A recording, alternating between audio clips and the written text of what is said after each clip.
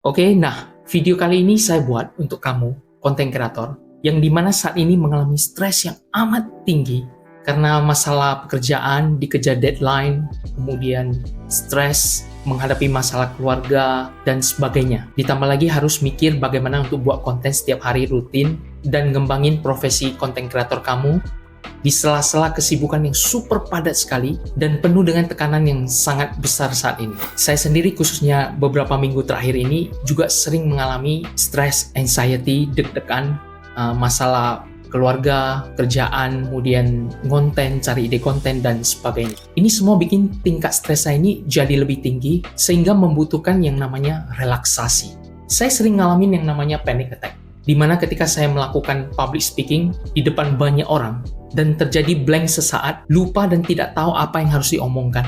Dan bahkan ketika berbicara di depan kamera seperti ini, apalagi sebagai konten kreator pemula, saya yakin kamu juga pasti pernah mengalaminya dan bahkan mungkin saat ini sedang mengalami hal tersebut. So, gimana solusinya? Nah, di sini saya ada mempelajari beberapa hal tentang gimana mengatasi masalah ketika anxiety, stress, kemudian panic attack itu datang atau muncul. Memang ini sangat challenge ya. Bukan berarti kalau kita sudah bisa recover dari stres, kemudian lantaran stres itu tidak datang lagi. Bukan seperti itu. Satu hal yang perlu kamu ketahui dan kamu pahami, kehidupan kita itu penuh dengan kejadian dan tantangan. Apapun itu bisa memicu kita untuk jadi stres lagi. Nah, yang paling penting itu gimana caranya kita bisa beresin masalah ketika stres itu muncul. Karena ketika waktu kita di sekolah, kita tidak pernah diajarkan. Ya kalau di ujian ya ujian aja kan gitu. Dikasih PR ya numpuk aja kan gitu. Jadi tidak pernah diajarin cara untuk ngilangin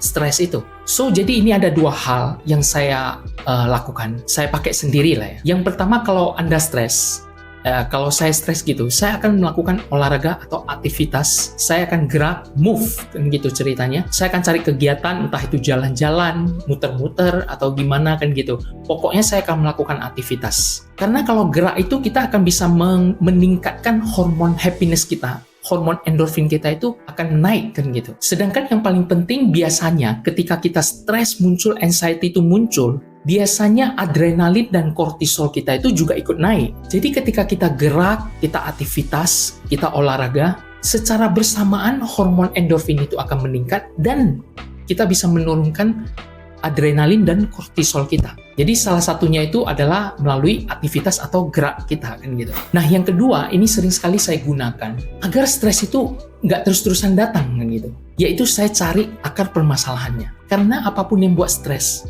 itu bukan sumber masalah terkadang. Itu hanya trigger. Misalnya nih, hal kecil seperti saya ngomong depan kamera seperti ini. Otak saya kadang bisa berpikir, nanti kalau dikata-katain orang, gimana? Terus kalau saya ngomong materi ini, ntar dinyinyirin sama orang lain, dikatain, dikomentarin negatif, gimana? Jadi coba kita gali, akar permasalahannya itu apa? Gitu. Emang kenapa kalau dikata-katain orang? Terus kalau ngomong dinyinyirin orang lain, emangnya terus kenapa? Kan gitu. Jadi digali terus. Dan jawabnya itu jangan pakai logik, tapi pakai perasaan. Jadi saya menelusuri rasa minder itu, rasa takut itu.